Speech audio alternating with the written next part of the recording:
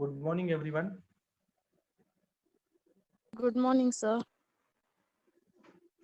आज आपण अमालगमेशनचा पुढचा प्रॉब्लेम बघणार आहे.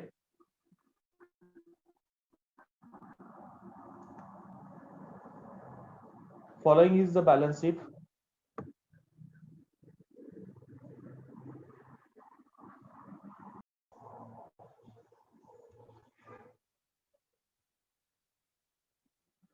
Following is the balance sheet of two firms, A and B firm and C and D firm as on 31st March 2020. Balance sheet as on 31st March 20. Liabilities A and B, C and D. Asset side same, A and B, C and D. Liability side creditors, bills payable, capital. Asset side cash at bank, stock, debtors, office premises, furniture, bills receivable.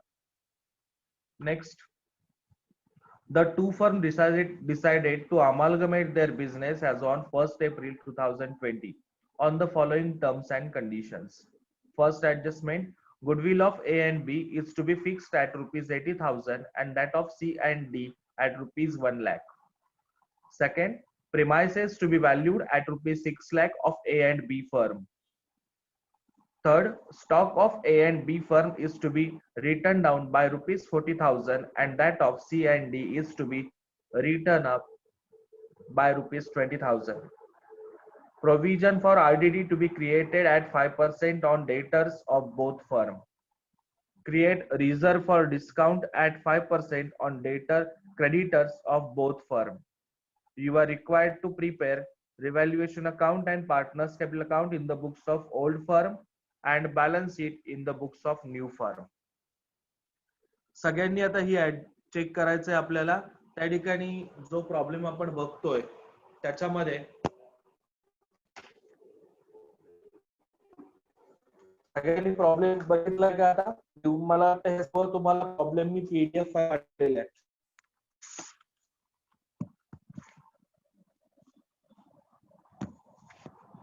सर्वांना PDF file मी पाठवलेल्या आहेत. त्या PDF फाईलच तुम्हाला त्या ठिकाणी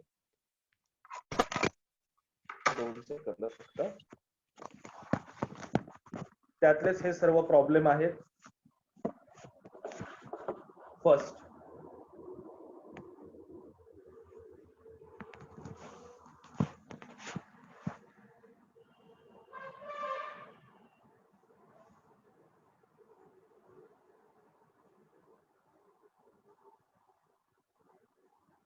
आता सुरुवातीला in the books of A and B आपल्याला अकाउंट ए बी आपण फर्म बघूया आणि त्याच्यानंतर ना पुढचा जो पॉइंट आहे तो आपण बघणार आहे सी आणि डी फर्म आणि नेक्स्ट न्यू कंपनीच्या न्यू पार्टनरशिप फर्मच्या बुक्स मधली बॅलन्स शीट.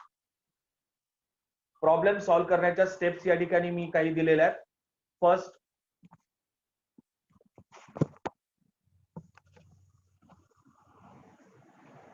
चेक करा स्टेप्स मध्ये. First, draw up the accounts. Record opening capital, other accounts, जे काही ओपनिंग बॅलन्सेस असतील अकाउंटचे ते आपल्याला रेकॉर्ड करायचे. त्यानंतर प्रॉफिट लॉस डिस्ट्रीब्यूट करायचा आहे. Accounting treatment as per adjustment solve करायच्यात आणि शेवटी आपल्याला अकाउंट क्लोज करायचे. सुरुवातीला in the books of A and B firm आखूट या रिव्हॅल्युएशन अकाउंट आणि पार्टनर्स कॅपिटल अकाउंट.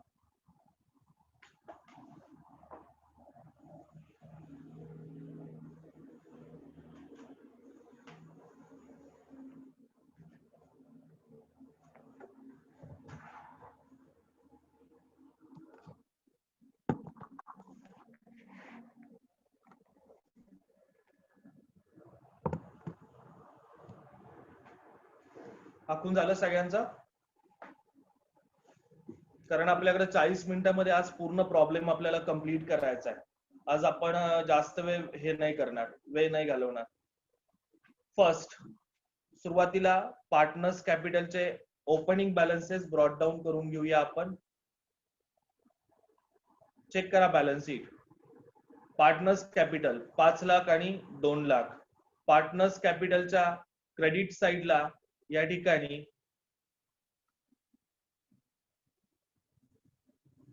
सी आणि डी फर्म आहे, इथं ए अँड बी फर्म. लिहून घ्या. Balance brought down 5 lakh 2 lakh. एकच अकाउंट आपण तयार केलेले रिव्हॅल्युएशन अकाउंटच्या व्यतिरिक्त त्याचे बॅलन्सेस ब्रॉट डाऊन केलेत आपण. यानंतर चेक करा बॅलन्स शीटला या ठिकाणी प्रॉफिट रिझर्व आहेत का लायबिलिटीज साइडला, आणि ऍसेट साइडला प्रॉफिट अँड लॉस अकाउंट जर असेल तर त्याला म्हणायचं लॉस. आहेत का ते पॉइंट? नाहीयेत. तर डायरेक्टली आता आपण ऍडजस्टमेंट नुसार आपण सॉल्व्ह करूया problem. First, goodwill of A and B is to be fixed at rupees 80,000 and that of C and D at rupees 1 lakh. A आणि B चं गुडविल त्या ठिकाणी फिक्स केलंय किती? 80,000. चेक करा बॅलन्स शीटला गुडविल आहे का? बॅलन्स शीटला गुडविल असेल तर त्याला आपण म्हणणार रिव्हॅल्युएशन. पण या ओल्ड बॅलन्स शीट मध्ये गुडविल दिलेलं नाहीये आणि आपण फर्स्ट टाइम गुडविल व्हॅल्यूड करतोय, त्याला म्हणतो आपण गुडविल क्रिएशन. गुडविल क्रिएशनचा इफेक्ट घ्यायचा आहे आपल्याला. पार्टनर्स कॅपिटलच्या क्रेडिट साइडला गुडविल क्रिएशनची एंट्री असते. Goodwill account debit to partners capital account, आणि पार्टनर्सला त्यांच्या प्रॉफिट शेअरिंग रेशो मध्ये आपण गुडविल डिस्ट्रीब्यूट करणार आहे. आणि प्रॉफिट शेअरिंग रेशो दिला नसेल तर तो किती असतो? इक्वल असतो. 80,000 आहेत, दोन पार्टनर्सला आपल्याला वाटायचे, ते वाटले कसे आपण? प्रॉफिट शेअरिंग रेशो मध्ये. आणि ते प्रॉफिट शेअरिंग रेशो किती होता? इक्वल 1:1. 80,000 40,000 40,000 आपण वाटलेले. पहिली ऍडजस्टमेंट झाली. Second, premises to be valued at rupees 6 lakh of A and B firm. Check करा प्रिमाइसेसची किंमत या ठिकाणी किती दिलेली आहे. Office premises A and B firm किती आहेत? 5 लाख. त्या 5 लाखाचं रिव्हॅल्युएशन आता झालेलं आहे किती? तर 6 लाख झालेलं आहे. चेक करा मग आता ऍसेटची किंमत वाढतीये का कमी होतीये? ऍसेटची किंमत वाढतीये का कमी होतीये? 5 लाख किंमत होती, आता होतीये 6 लाख. किंमत वाढतीये. ऍसेटच्या किमती वाढत असतील तर तो आपला प्रॉफिट असतो. त्यामुळे प्रॉफिट जर असेल तर रिव्हॅल्युएशन अकाउंट हे नॉमिनल टाइप ऑफ अकाउंट आहे. प्रॉफिट सर्व येतील क्रेडिटला, तर लॉसेस येतील डेबिटला. प्रिमाइसेस 1 लाख, तर ब्रॅकेट मध्ये लिहून घ्या आपल्या माहितीसाठी 6 lakhs minus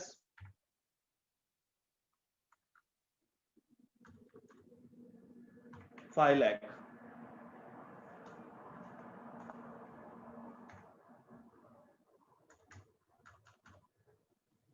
सहा लाख वजा 5 लाख हे लिहून घ्या ब्रॅकेट मध्ये तुम्ही. Next adjustment. त्याचा दुसरा इफेक्ट काय करणार आपण इथं? प्रिमाइसेस मध्ये या 5 लाखामध्ये आपण ऍड करणार किती? 1 लाख. लिहून ठेवा इथं. प्रिमाइसेस आपल्याला किती ऍड करायचे तिथं? 1 लाख रुपये ऍड करणार आहे आपण. त्याला फक्त रेड मार्क करून ठेवूया आपण, की जेणेकरून आपल्याला नंतर लक्षात येईल या 5 लाखाची किंमत किती होणार आहे आता? 6 लाख होणार आहे. Next adjustment third, stock of A and B to be written down by rupees 40,000. A आणि बी चा स्टॉक हा 40,000 कमी करायचा आहे. Return down. रिटर्न डाऊन म्हणजे काय? कमी करणे. 40,000 जर कमी करायचा असेल तर आता आपल्या ऍसेटची किंमत किती होती बघा? 2,04,000. ए आणि बी फर्म बघायचे आता फक्त. 2,04,000ची आता किंमत किती होणार आहे त्या ठिकाणी? 40,000 कमी होणार, म्हणजे ती किंमत येईल 1,64,000. पण रक्कम जेवढी कमी होतीये तीच फक्त इथं रेकॉर्ड करायची असती. ऍसेटची किंमत कमी होणं आपला लॉस आहे. या ठिकाणी लिहून घ्या तो लॉस किती? 40,000. 40,000 लिहून घ्या.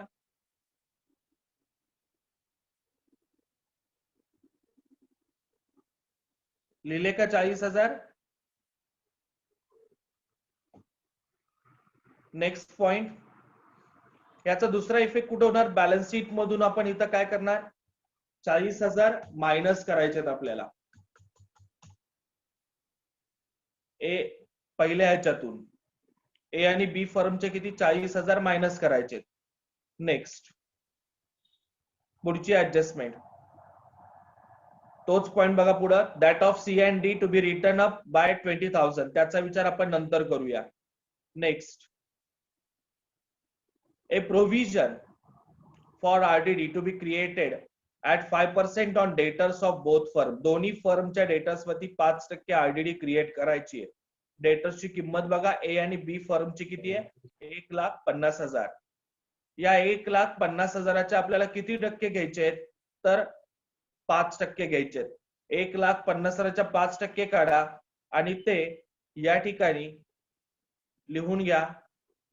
RDD 1,50,000 5% काढले तर ते किती येतील? 7,500. इथं ब्रॅकेट मध्ये लिहून घ्या, 1,50,000 गुणिले 5%, 1,50,000 इंटू 5%. त्याचा सेकंड इफेक्ट, या ठिकाणी बॅलन्स शीट मधून मायनस किती करायचे आपल्याला? 5% लिहिले तरी चालतील किंवा 7,500 लिहिले तरी सुद्धा चालतील, कारण ही ऍडजस्टमेंट दोन्ही फर्मची करायची आपल्याला. नेक्स्ट,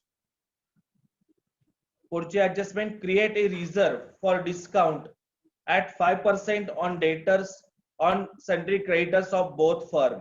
दोन्ही फर्मच्या क्रेडिटर्स वरती 5% आपल्याला रिझर्व क्रिएट करायचा आहे. चेक करा, क्रेडिटर्सची रक्कम किती आहे? 2 लाख. 2 लाखाच्या 5% काढा, किती येतील? 10,000. लिहून घ्या तो पॉइंट या ठिकाणी. Discount for reserve for discount on creditors किती? 10,000. 10,000. याचा दुसरा इफेक्ट किती आहेत? 5% आहेत ना, इथं बॅलन्स शीटला लिहून घ्या -5%. एवढं लिहिलं तरी पुरेसं आहे, कारण ते आपल्याला दोन्हीला त्या ठिकाणी ऍडजस्टमेंट करायची आहे, ती लक्षात येईल, कारण दोन्ही फर्मचे सेम आहे. नेक्स्ट, आता चेक करा, सर्व ऍडजस्टमेंट झाल्यात गुडविल पासून ते रिझर्व पर्यंत. आता कोणती ऍडजस्टमेंट राहिली आहे का? नाही. आता सुरुवातीला आपण आता ए आणि बी चा अकाउंट आपल्याला क्लोज करायचे. ए आणि बी फर्मचे अकाउंट आता आपल्याला क्लोज करायचे. दोन्ही साइडची टोटल करा. या ठिकाणी टोटल किती येते? 1,10,000. तर या ठिकाणी किती आहे? 40,000 आणि 75,000 म्हणजे 47,500. ज्या बाजूची टोटल जास्त असते ती दोन्ही बाजूला लिहून घ्या. 1,10,000, 1,10,000. आणि आता डिफरन्स किती येतोय बघा. डिफरन्स येईल 62,500. 1,10,000तून 47,500 वजा केले, ही रक्कम पार्टनर्सला त्यांच्या प्रॉफिट शेअरिंग रेशो मध्ये वाटायची. म्हणजे प्रॉफिट शेअरिंग रेशो किती? 1:1. दिला नसेल तर 1:1 घ्यायचा. मग 1:1 आहे तो किती येतोय? 62,500 भागिले 2 केले तर 31,250. 31,250 हा काय झाला? क्रेडिट साइड जास्त असेल तर म्हणायचं प्रॉफिट, म्हणजे डिफरन्स डेबिटला येतो. तर याच्या उलट जर डेबिटची टोटल जास्त आहे, म्हणजे हे काय सर्व लॉसेस आहेत, डेबिटची टोटल जास्त आहे आणि डिफरन्स क्रेडिट साइडला आपण इथं लिहितो, त्यावेळेस त्याला म्हणायचं loss on reserve, sorry loss on revaluation. आता चेक करा, हा पॉइंट रिव्हॅल्युएशनच्या डेबिटला आहे, तर दुसरा इफेक्ट कुठे येणार आहे? रिव्हॅल्युएशन अकाउंटच्या क्रेडिट साइडला, सॉरी पार्टनर्स कॅपिटलच्या क्रेडिट साइडला बाय रिव्हॅल्युएशन अकाउंट दोन्ही कॉलम मध्ये 31,250, 31,250. आता परत पार्टनर्स कॅपिटल अकाउंट क्लोज करायचंय. टोटल करा. 5,71,250 पहिल्या कॉलमची टोटल आहे. दुसऱ्या कॉलमची येते 2,71,250. तीच टोटल तुम्हाला डेबिट साइडला लिहून घ्यायची आहे.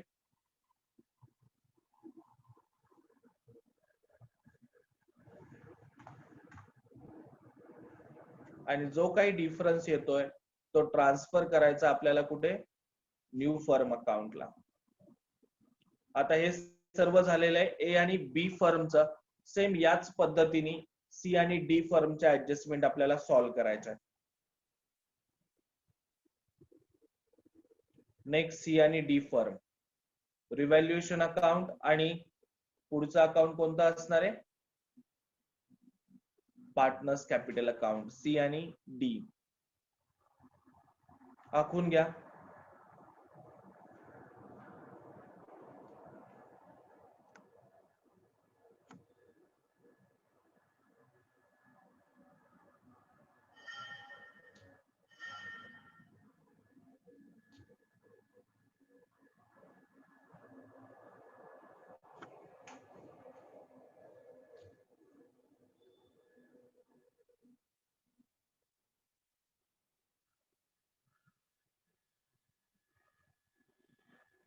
सी आणि डी फर्म. सुरुवातीला पार्टनर्स कॅपिटलचा बॅलन्स 2,40,000 1,60,000. पार्टनर्स कॅपिटलच्या क्रेडिट साइडला सुरुवातीचा पहिला पॉइंट पार्टनर्स कॅपिटल अकाउंट च्या क्रेडिट साइडला बाय बॅलन्स ब्रॉड डाऊन 2,40,000 1,60,000. आता चेक करा या ठिकाणी रिझर्व आणि प्रॉफिट आहेत का? नाहीये. इथं काही लॉस आहे का? नाहीये. आता डायरेक्टली प्रॉब्लेम सोडवायला सुरुवात करायची. पहिल्यांदा गुडविल सी आणि डी चं गुडविल किती आता 1,00,000 रुपये. ऍडजस्टमेंट नंबर फर्स्ट चेक करा. Goodwill of A and B is to be fix at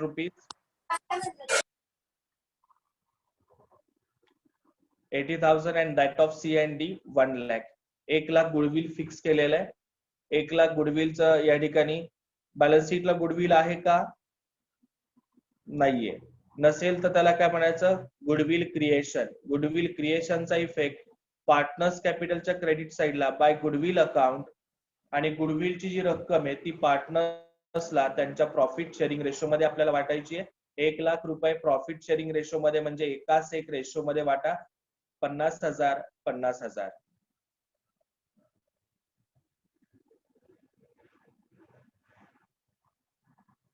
पुढची ऍडजस्टमेंट प्रिमायसेसची ही फक्त ए आणि बी फर्मची होती, त्यामुळे त्याचा आता विचार करायची आवश्यकता नाही. Stock of A and B written down by 40,000 and that of C and D written up by 20,000. Written down म्हणजे कमी करणे आणि अप म्हणजे वाढवणे. आता स्टॉकची किंमत वाढतीये. चेक करा किती होते 1,83,000. याच्यामध्ये 20,000 वाढवायचे आपल्याला, म्हणजे रक्कम आता किती होईल 2,03,000. 20,000 इथं आपल्याला ऍड करायचे. चेक करा इथं एक लिहून ठेवा. आणि दुसरा इफेक्ट आता रिव्हॅल्युएशन अकाउंटच्या डेबिटला येईल का क्रेडिटला येईल? ऍसेटची रक्कम कमी होत असेल तर लॉस आहे, वाढत असेल तर काय आपला प्रॉफिट आहे. रिव्हॅल्युएशन अकाउंटच्या क्रेडिट साइडला बाय स्टॉक अकाउंट किती 20,000. स्टॉक अकाउंट किती 20,000.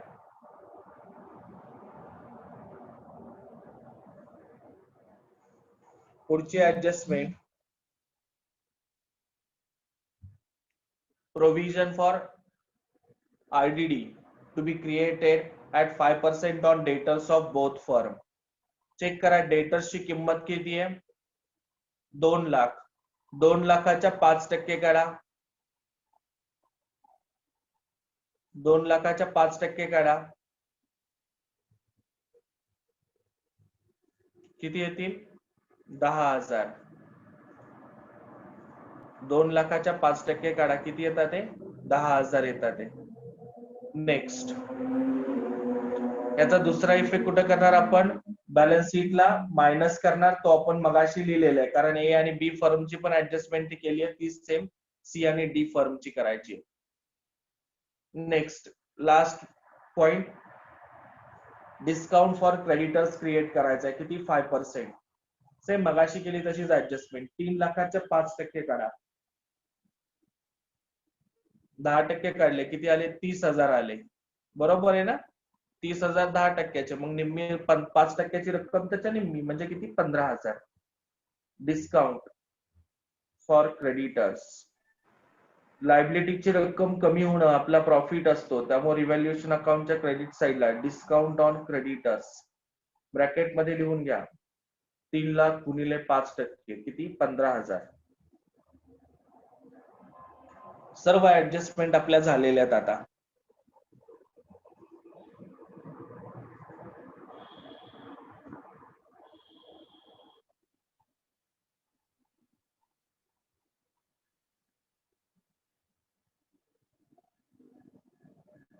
आता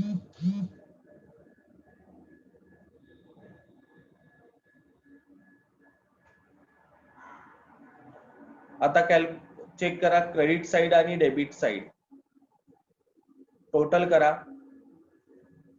क्रेडिटची टोटल 35,000, या ठिकाणी पण किती 35,000. ज्या साईडची टोटल जास्त असेल ती दोन्ही बाजूला लिहून घ्या. एका बाजूला 35,000 तर दुसऱ्या बाजूला 10,000. टोटल क्रेडिटची जास्त आहे 35,000. आता हीच रक्कम पार्टनर्सला त्यांच्या प्रॉफिट शेअरिंग रेशो मध्ये आपल्याला वाटायची आहे.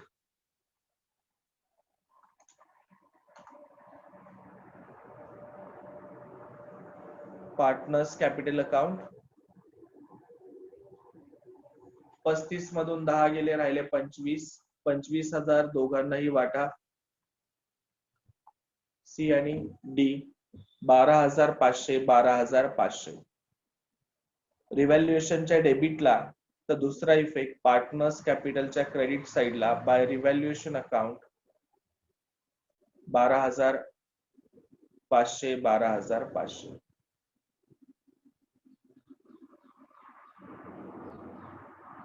टोटल करा सी कॉलमची. सी पार्टनर्सची टोटल पार्टनर्सची कॅपिटलची टोटल किती येते? 2,40,000 अधिक 50,000 अधिक 12,500 3,02,500. पुढचा पार्टनर डी ची टोटल करा. 1,60,000 अधिक 50,000 अधिक 12,500 2,22,500.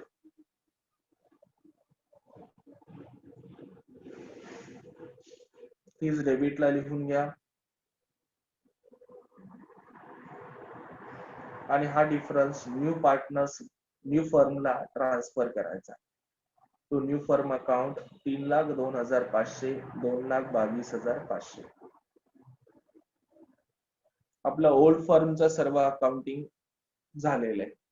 आपल्याकडे अजून फक्त 10 मिनिटात आपल्याला बॅलन्स शीट पूर्ण करायची. थोडस आपण झूम मीटिंग वरती एकत्र येताना वेळेची मर्यादा आहे, त्यामुळे जरा थोडं मला पटपट घ्यावं लागतंय.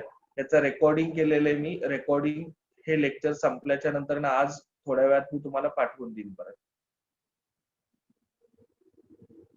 आता आखून घ्या in the books of new firm म्हणजे A B C and D firm. आखून घ्या बॅलन्स शीट या पद्धतीने. 2 कॉलम करायचे बॅलन्स शीटचे.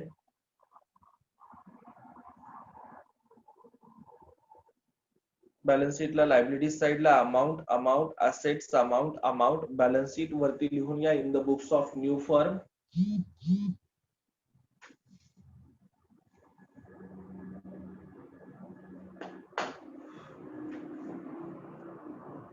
सगळ्यांनी कॅमेरे चालू करा आखून घेईपर्यंत.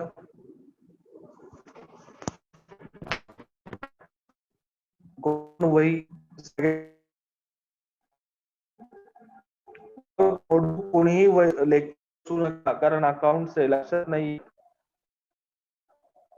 अक्षता, सोनाली खिला, प्रणाली ताटे, ऋतुजा बाबर, करीना संगपाळ, वैष्णवी घोरपडे, प्रतीक्षा चांदगुडे, ऋतुजा यादव, प्रणाली ताटे.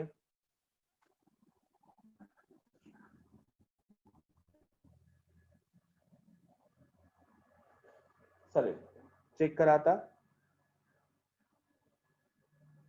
स्नेहा जाधव, काजल साळुंखे दिसतात सगळे. आखून घ्या balance sheet.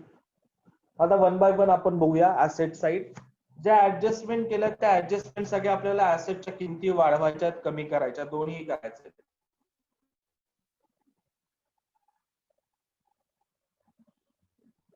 First cash at bank किती 56,000 67,000 या दोन्हीची बेरीज घ्यायची. आपण एक काम करूया, आधी फक्त ए आणि बी ची आपण बॅलन्स शीट ट्रान्सफर करूया आणि त्याच्यानंतर ना सी आणि डी घेऊया. मी आता ही बॅलन्स शीट डायरेक्टली फक्त वरती घेतो, जरा आपल्याला सोपं जाईल बघायला. म्हणजे एक एक स्लाइड वरती आणि खाली करायची फक्त मला.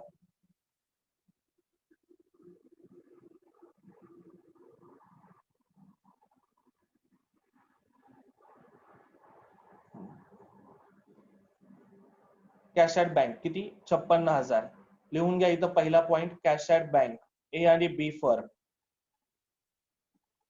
त्याच्या पुढे रक्कम लिहून घ्या 56,000. सी आणि डी फर्मचा विचार आपण नंतर करूया थोडा. नेक्स्ट पॉइंट आहे स्टॉक. इथं सी आणि डी ला जागा सोडा, सी आणि डी इथं लिहून घ्या. सी आणि डी फर्मचे बॅलन्स शीट आपण नंतर ट्रान्सफर करू. स्टॉक परत ए आणि बी. ए आणि बी च्या स्टॉकची रक्कम होती 2,04,000 आणि आपण ती रक्कम 40,000 आणि कमी केली होती, त्यामुळे रक्कम आता किती येणार आहे 1,64,000. आता सी आणि डी तिथं लिहून घ्या लगेच.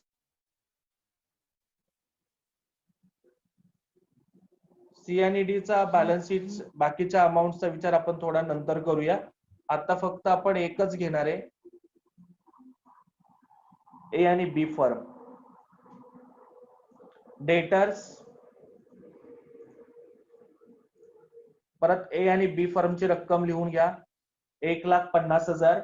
आयडीडीच्या बाबतीमध्ये बॅलन्स शीटला आयडीडी आपल्याला लिहावी लागते. आयडीडी हा ऍक्च्युअल लॉस नाही, it's a reserve for doubtful डेब्ट. रिझर्व येतो, ऍक्च्युअल लॉस नाहीये, त्यामुळे तो इथं बॅलन्स शीटला लिहिणं आपल्याला गरजेचं असतं. त्याच्या खाली लिहून घ्या सी आणि डी, टोटल साठी जागा आणि त्याच्यानंतर ना आयडीडी. हे पॉइंट्स आपण नंतर सोडवूया सी आणि डी ची बॅलन्स शीट ट्रान्सफर केल्यानंतर. नेक्स्ट पॉइंट आहे ऑफिस प्रिमायसेस. ए आणि बी फर्मची बॅलन्स शीटची रक्कम होती बघा, ऑफिस प्रिमायसेसचे किती होती 5 लाख. हे 1 लाख वाढवायचे होते, म्हणजे आता झाले किती बघा 6 लाख. इथं ब्रॅकेट मध्ये तुम्ही लिहिलं तरी चालेल, 5 लाख अधिक 6 लाख, 5 लाख अधिक 1 लाख म्हणजे किती येतील 6 लाख. ब्रॅकेट बॅलन्स शीटची किंमत किती होती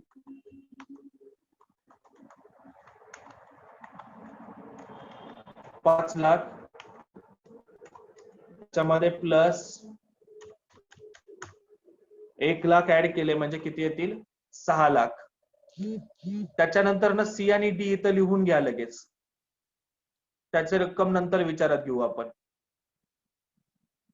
next point furniture A and B. C आणि डी लिहून घ्या, चेक करा. फर्निचरची किंमत किती आहे 40,000. लिहून घ्या इथं ए आणि बी फर्म 40,000. नेक्स्ट गुडविल ए आणि बी. ऍडजस्टमेंट नुसार आपल्याला चेक करा इथं गुडविल किती होतं 80,000 ए आणि बी फर्मचं. लिहून घ्या ते या ठिकाणी 80,000. पूर्ण ऍसेट साइड ए आणि बी फर्मची आपण ट्रान्सफर केली. आता लायबिलिटी साइड किती आहेत ए आणि B. Creditors 2 lakh, bills payable 1 lakh. लिहून घ्या या ठिकाणी क्रेडिटर्स ए आणि बी 2 lakh.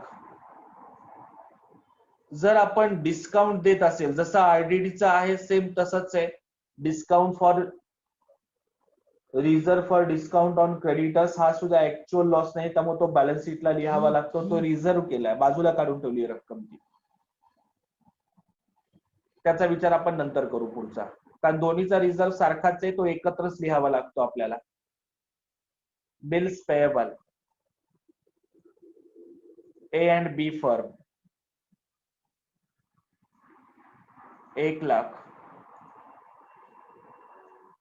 Next partners capital A B. Check करा पार्टनर्स कॅपिटल. हे बॅलन्स शीटचं कॅपिटल घ्यायचं नाही आता. तर आपण ए आणि बी फर्मचं अकाउंटिंग केलंय ना, इथं जो बॅलन्स आलेला आहे किती आलाय बॅलन्स आपला इथं 5,71,250 आणि 2,71,250 तोच इथं लिहून घ्यायचा असतो. 5,71,250 आणि किती 2,71,250. सर्व ए आणि बी फर्मची बॅलन्स शीट आता आपण ट्रान्सफर केलेली आहे. आता सी आणि डी फर्म फक्त रक्कम आपल्याला तिथं एक एक लिहित जायचंय. पहिला पॉइंट कॅश ऍट बँक किती 67,000 लिहून घ्या इथं. Cash at bank 67,000. 56,000 अधिक 67,000 दोन्हीची बेरीज आउटर कॉलम मध्ये लिहून घ्या. 1,23,000.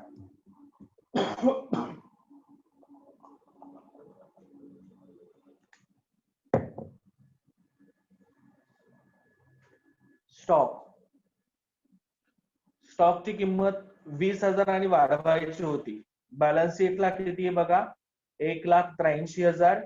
20,000 त्याच्यामध्ये वाढवा म्हणजे किती येतील 2,03,000. 1,67,000 अधिक 2,03,000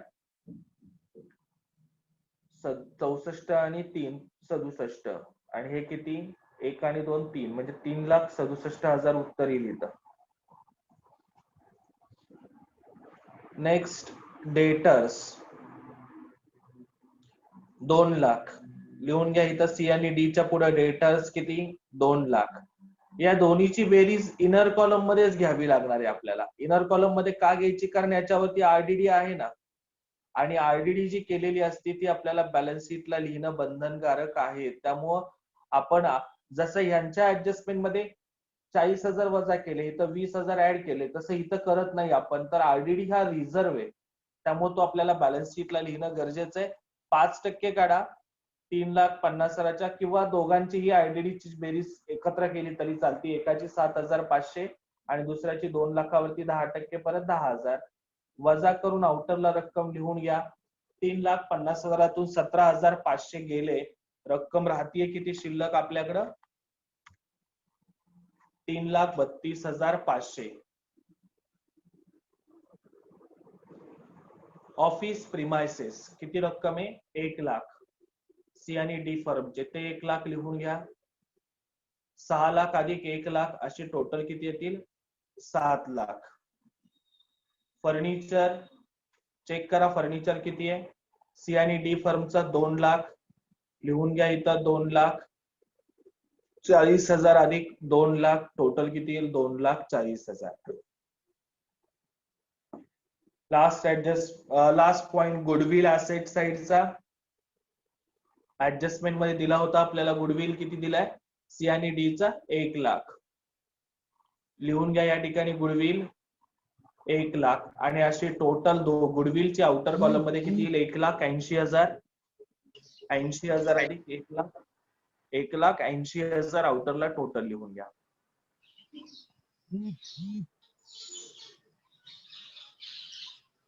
नेक्स्ट लायबिलिटी साइड आता क्रेडिटर्स किती आहेत बघा. सी आणि डी चे 3 लाख. बिल्स पेएबल किती 50,000. 2 लाख अधिक 3 लाख दोन्हीची बेरीज 5 लाख. 5 लाखावरती डिस्काउंट किती होता 5% होता. 5 लाखाच्या 5% काढले तर किती येणार आहेत ते 25,000 येतील. 25,000 वजा करा आणि आउटरला लिहून घ्या 4,75,000. Bills payable 50,000.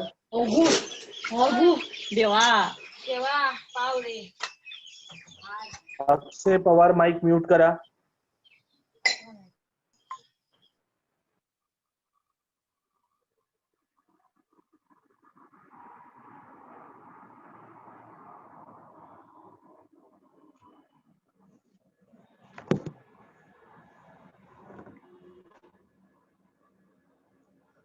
दोन्हीची बेरीज आउटरला किती येईल 1,50,000.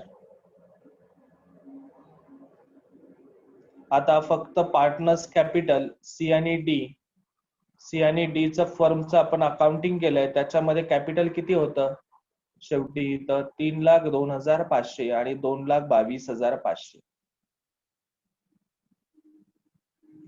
तेच इथं लिहून घ्यायचंय. 3,02,500 आणि 2,22,500. आणि आता या सर्व पार्टनर्स कॅपिटलची बेरीज आउटर कॉलम मध्ये लिहून घ्यायची आहे. 13,67,500.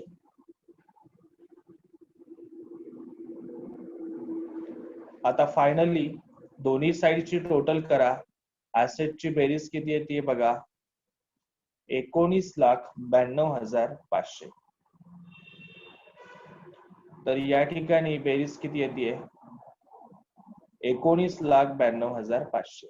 दोन्ही साइडची बेरीज सारखी येते, म्हणजे ही बॅलन्स शीट टॅली होती आपली. हीच बॅलन्स शीट तुम्ही अत्यंत शॉर्ट फॉर्म मध्ये या पद्धतीने करू शकता. फक्त डायरेक्टली बेरजा लिहिलेल्या तिथं, म्हणजे आतलं वर्किंग जर का लिहिलं नाही तरी सुद्धा चालतं. या बॅलन्स शीटला तेवढेच मार्क आहेत, तेवढेच मार्क्स या बॅलन्स शीटला. फक्त ही बॅलन्स शीट समजायला सोपी जाते म्हणून मी या पद्धतीने शिकवताना घेतलंय. इथं ए आणि बी फर्म हे असं त्यामुळे लिहिलेलं आहे की हे समजायला सोपं जातं. तुम्ही डायरेक्टली ही रक्कम आणि ह्या रक्कम जरी लिहिल्या तरी सुद्धा तुम्हाला बॅलन्स शीटचे मार्क म्हणजे तेवढेच मिळतात, त्याच्यामध्ये मार्क्स कमी होत नाहीत.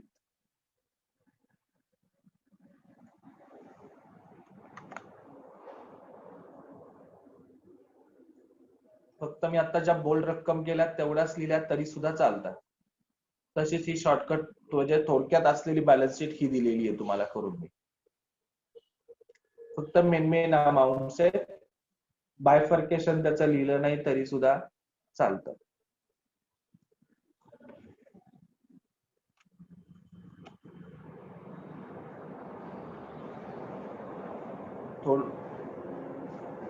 चालेल, हा प्रॉब्लेम आपला झालेला आहे पूर्ण.